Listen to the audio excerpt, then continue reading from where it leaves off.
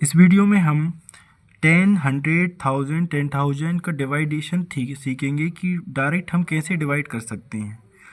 तो जैसे यहाँ पर संख्या दी गई है 243 और 243 संख्या में यदि हम 10 से डिवाइड करेंगे तो 10 से डिवाइड करेंगे तो क्या करेंगे, इसमें संख्या एज इट इज़ नोट करेंगे सेम। और 10 से डिवाइड जब भी करते हैं तो लास्ट से एक संख्या के बाद पॉइंट लगा देते हैं, यानी यहाँ पर 3 के बाद पॉइंट लगा देंगे। तो ये जो है इस प्रकार से जो है इस 10 से डिवाइड करने पर इतना ही संख्या आएगी डिवाइड करने पर। अब यदि हमें 100 से डिवाइड करना हो तो हम क्या करेंगे, संख्या को एज इट इज़ नोट करेंगे, यानी 2485 संख्या लिखी है वो लिखेंगे अपन सेम। और 100 से डिवाइड करेंगे, दो संख्या के बाद पॉइंट लगाएंगे, यानी 1 2 2 के बाद यहाँ लगा देंगे पॉइंट।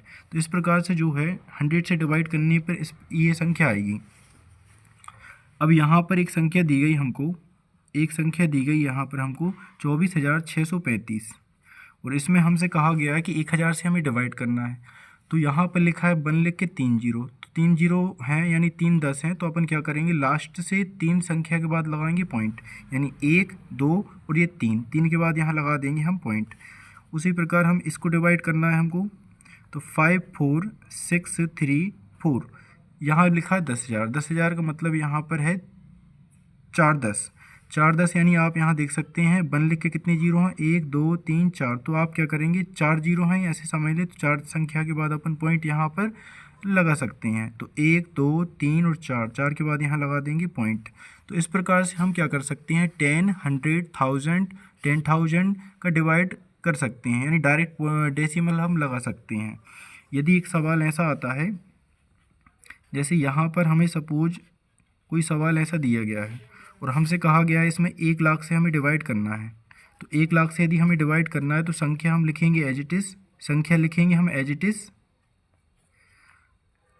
और हमें बस इतना देखना है कि 1 लिख के कितने जीरो हैं, 1 2 3 4 और 5 जीरो हैं। तो 5 संख्या के बाद जो है पॉइंट यहाँ लगा देंगे, यानी 1 2 3 4 5 और 5 के बाद यहाँ लगा देंगे पॉइंट। तो डायरेक्ट ही डिवाइड हो जाएगा। अब एक सवाल और लेते हैं यहाँ पर, जैसे हमने यहाँ पर सवाल लिया ये और इसमें हमें डिवाइडेशन करना है सपोज 10,000 से। तो इसका डिवाइडेशन यदि हमें करना है तो हम क्या करेंगे, यहाँ पर संख्या एज इट इज़ नोट करेंगे और लास्ट से 4 संख्या के बाद पॉइंट लगाएंगे, यानी 1 2 3 और ये 4 के बाद यहाँ लिख देंगे पॉइंट। और पॉइंट के पहले जब कोई कुछ संख्या नहीं होती है तो उसको हम जीरो बढ़ा देते हैं। तो जब 10,000 से जब 8,435 में डिवाइड करेंगे तो डिवाइड करने के बाद ये संख्या आएगी यहाँ पर।